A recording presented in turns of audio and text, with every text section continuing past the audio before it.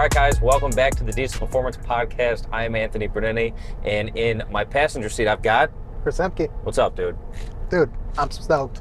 You're stoked? I'm so stoked. Dude, we are behind the wheel of a 24 L5P from the guys over at WCFAB. Shout out Sergio for the hot whip. We've got quite the beast on our hands. We, we haven't done a ride along in a 24 plus truck yet. No. So this is kind of like that first kind of experience, if you will. And, definitely nice truck for what it is. Yeah. And, this truck has some tasteful upgrades, yeah. I would say. We've had we've had some drive time on like stock trucks or just tuned, but something like this, like you're probably going to say, it's got some modifications from us, or tuning, of course, some guys over at WCFAB. It's got some secret mods. I don't know if they're secret, but they're not secret. Some soon-to-be publicly released modifications. Yeah. So it's nice to be able to get behind the wheel, see how everything works together. I mean, we've seen what these trucks make on the dyno, but actually being able to get behind the wheel, get some driving time, driving experience, it's refreshing, I would say. Yeah. So what are some of the things that you take away from the new platform, right? We've been in a handful of 17-19 trucks. We've been in a ton of 2023 trucks. Now here we are, the 24 plus platform. What are some of the standout things to you on this generation compared to the earlier? I mean, the first thing that jumps to mind is the interior. I mean, that's where 99% of your time is going to be. The interior of these is light years ahead of like the 17 to 23. I mean, it's no secret I was not a big fan. I don't think a lot of people were of the 20 to 23 interiors. They just lacked a lot. 17 to 19s were pretty much just like the 15, 16 LMLs that hung on for a little too long, in my opinion. So just getting in, the interior is nice. I mean, this isn't a super loaded truck, so there's no center console, but you get the nice gauge display, you get the nice radio or the infotainment system. This is blue collar. Yeah, absolutely. Work truck. And this thing is this thing's very nice. It's got the wood grain though. Wood grain. So, being in these trucks in factory form, I feel like GM did a really nice job with how the transmission scheduling is improved from the earlier 10-speed trucks. Yes. Power delivery, throttle, transient delivery, everything's a little bit more refined, I would say, on these, which just gives you a little bit more of a solid foundation when we do what we do, you know, and we get to tune them. This truck in particular has kind of like, this is like the flagship. If I owned a 24 plus truck, this is what you read about on the forums. This is what your buddies are telling you to do. This kind of packages and boasts a lot of upgrades. So, we'll start in the engine bay, right? Worley Custom Fab. If you have a Duramax, if you have an L5P, you've probably heard of WCFAB. So this truck has one of their stage 3 high flow bundle kits, okay? So got your 4-inch air intake. It's got the nice box that pulls air out of the fender well, so you get to hear a lot of that turbocharger and a lot of the discharge when you let off the throttle. Intercooler pipes, intake air horn. It's got the 3.5-inch down pipe. Coolant tank. It has the upgraded coolant tank. It has the upgraded coolant pipe, as well, just to kind of tie everything in together. So it has all of those high flow components ready to go. And then it's also paired with our Stealth 64. Yeah. So our Mach 1, 64, drop-in charger, everything's powder coated all pretty. It's white, so, keeps it clean though, but it's nice. Keeps simple. It clean. Tuning, right? Over at Calibrated Power, we have tuned the truck. So the ECM and the TCM have been sent out to HB Tuner to perform the unlock process.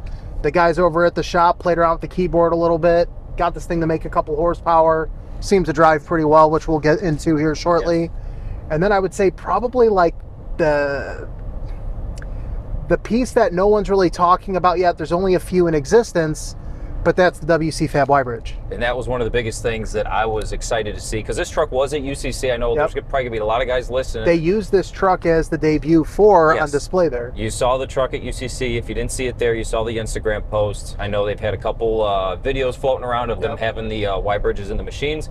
To kind of go touch back on something you mentioned, just putting this thing in gear and pulling it out of the parking lot, I can hear the charger. Oh yeah. I'm not going to sit here and pretend like I'm driving a deleted truck and it's whistling like crazy, but for what it is, for an emissions-on truck, I'm getting that sound. I'm not sacrificing like my warranty. I'm not sacrificing a whole bunch of things to get the sound. I can put this intake on, and whether it had our turbo or not, you're going to get that under hood sound. Yeah, it's very nice to have. No, and I always say, you know what? When you look at the price point of a lot of these intakes, the main three that a lot of guys are comparing: S&B, Banks, Worley.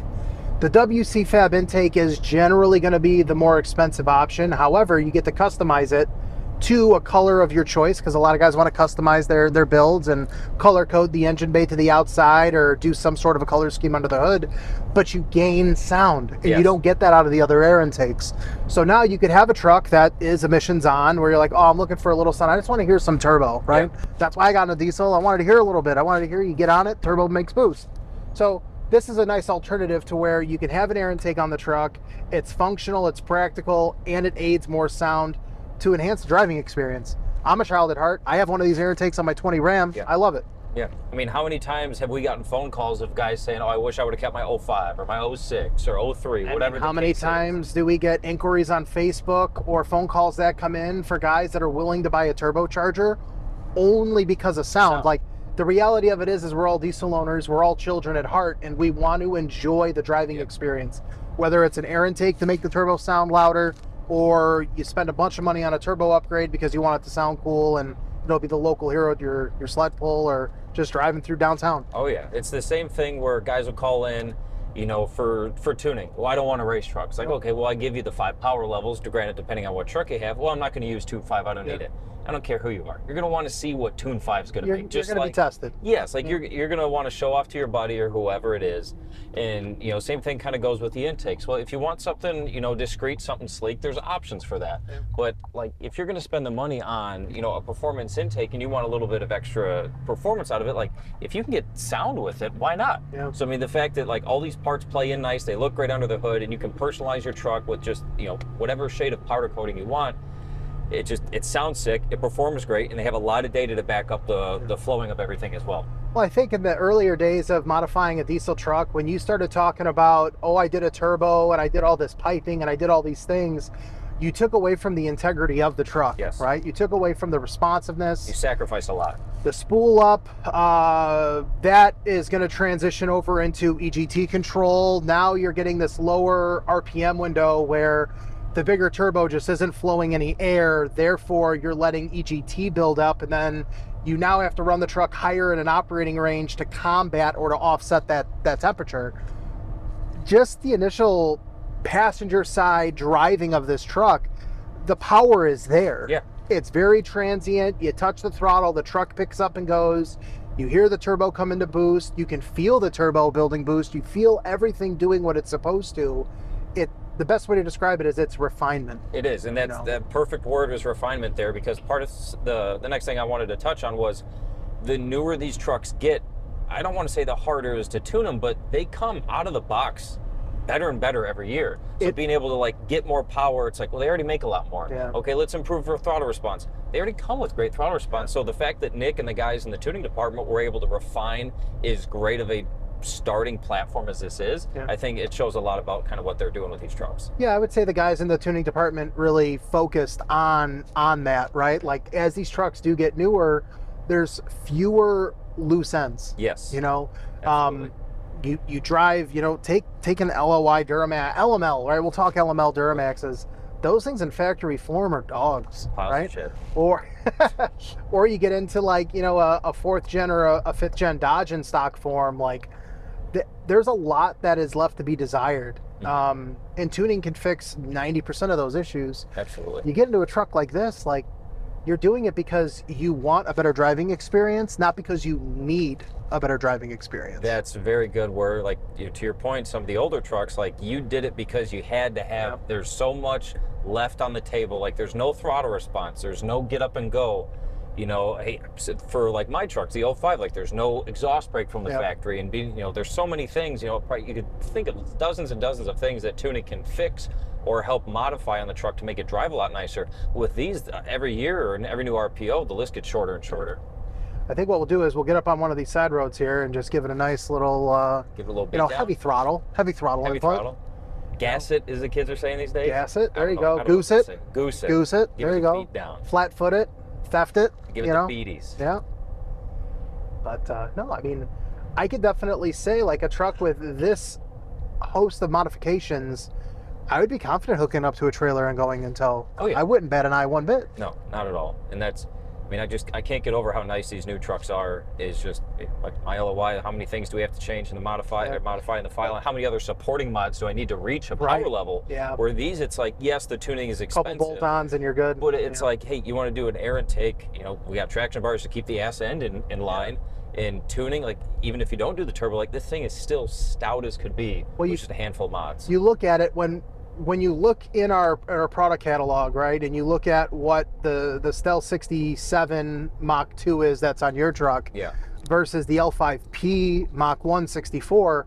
Other than the compressor wheel size being slightly different, they're very comparable in turbine wheel sizing and things like that. Yeah. This thing comes to life so much nicer than what the LOI would be. Absolutely. You know.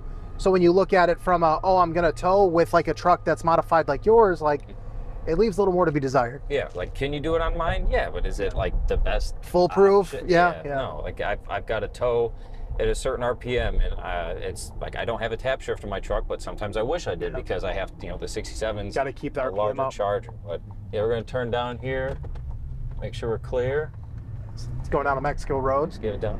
Oh wow. Oh, there we go, dude. That thing gets up. It moves. It rides out pretty good. We're doing 80. Smooth. That's a good point, there right? We go. This thing wasn't bucking. It wasn't banging. No. It tossed you back in the seat, and you went along for the ride. It wasn't aggressive. It wasn't inconsistent. It didn't miss, skip, shift, or anything like that. It did exactly what it was supposed to. As much fun as our older trucks are, where it's aggressive and every shift is cutting you in and out, like as far as a daily driver goes, nobody's going to want anything like that. So being able to floor it, feel that torque throw you back, and have the shifting just one after another, have it be smooth, have it be just defined. Not like having that LOI or LV7 Duramax with a factory 5-speed that you put too big of a tune-up in to cause an issue that now you're skipping shift or going into limp mode. Like, you know, these newer 10-speeds, I think that's another thing to discuss. The 10-speeds have such a bad name in the industry with the earlier models, valve body related issues, things like that. I tell guys all the time, like, at the shop, we don't see a lot of those issues. Like, there's more positive feedback than negative feedback. And, you know, these transmissions are, I'd say, pretty stout for what they are. Very complex. The aftermarket hasn't caught up, but we're getting there. And it's nice to see there's a lot of guys out there who are starting to do the 10-speed builds now. I've seen a lot of like independent shops posting videos and things like that. You know, granted, they're using aftermarket parts. I know DHD has a couple parts on these. The drums are the big issues from, like, you know, we talked to Jared as well over at Calibrated about what he's seen on the failures, and we're starting to build them now. But like you're saying, I feel like we get a lot more positive feedback and response that we do negative stuff. And maybe a lot of that is we're around the truck, so we like, because I feel like the issues that I have heard of and seen is aggressive engine tuning and no trans tuning. So they just burn up super quick. Talk to a guy today on the phone. Exactly that. Hey, I tuned my truck. He did some other modifications. Go figure. Yep. You know, the trans just doesn't like to shift. You know, the tune's messed up. It's like, I would never tell somebody with one of these trucks, whether it's tuned one way or the other, to tune the engine without the trans. You got to do both. It's very critical in these applications to do both at one time. Yeah, I feel like you can get away with not doing trans tuning on some of the older stuff. Like, it's not necessary. I mean, I'm always a big fan of I'm doing both regardless, because I know the drivability improvements it makes. But especially anything like, say, LML is a newer where you can adjust the line pressure. I feel like that's just going to help the trans hold the power better. And that, to me, anything LML and newer is mandatory. Like, take Duramax out of the equation. If you've got a 68, like that, to me, that's mandatory. You go with the Ford tranches, absolutely. I would go a step further. This isn't a podcast to talk about tuning, but to any of our listeners that are looking at tuning one of their newer L5P trucks, and the tuning company either A, doesn't offer trans tuning, or B, they tell you it's not mandatory, run. Yes, run. And this isn't a sales pitch that like, oh, try to sell trans tuning and Calibrated this, that. No, it's to protect the investment with the increased power and torque of the engine. You want to pair that with a trans tune so the transmission knows the added torque output that the engine's creating to now work as a better paired system. It's no different as if like you're building a race car, or maybe you've got a hobby and you want to make whatever your hobby is better. Like, you want to add power to something, it's got to go through something. Yeah. Like I can't think of the words, but like if you want to improve your engine, we're not making race trucks on something like this. We want long-term reliable power. But hey, if you want to throw extra power at something, if you want to do it reliably and for the lifespan of the truck, spend the extra money now, do it the right way, do trans tuning. And again, if it's not through us, through a reputable tuner, and then that way, like you're not gonna spend the money twice, because you're gonna burn up a trans, and then you're gonna be pissed. You're gonna have to pay a shop to do it, or you're gonna do it yourself. Like, I mean, how expensive are built 10 speeds? $10,000 to $15,000 to do it right? All because you skimped out on a $300, $400 trans tune because Exactly. you went to some fly-by-night shop who has no phone number for you to call, and they don't offer it or recommend it for whatever the reason may be. You know, there's a lot of different ones. So it's phone calls that like I hate getting, because we've all been in situations like that with whatever it might be. But I love getting as well, because it's a chance to educate the customer, is a chance to inform them on, hey, here's what happened, here's why it happened, and here's a resolution. Because again, to your point, whoever they got the engine tuning from, they're not going to take a phone call. No. They already got their money. They're not going to answer an email saying that, hey, sorry about your issue. It's, we want to be able to inform guys on, how to do things the right way, so you don't have to spend money 2, 3, 4 times over. I would say let's get on this, and then we'll start heading back to the shop. And I can say I'm impressed with this truck. I think for a newer platform that's very complex from an electronic perspective, this thing is very refined. It makes great power. It has very good power delivery as far as the throttle goes. It sounds good, yes, but it's not obnoxious. No. It really doesn't have any loose ends. And I'd say it's an upgrade over stock for sure. It gives you that nice blend of old school fun to get some sound out from under the hood, but new school reliability. Yes, yeah, new school. I like that, dude. New school reliability. You got no soot on your trailer. If you got the wife and kids in here, like, they're not going to be obnoxious. They're not going to get pissed off because it's droning, anything like that. Like, this is something you can jump in, make a bunch of tasteful modifications. They're going to improve the performance, absolutely, but you're going to look cool, and it's going to be reliable in the process. We hope you guys enjoyed the drive along. Stick around for more podcast content.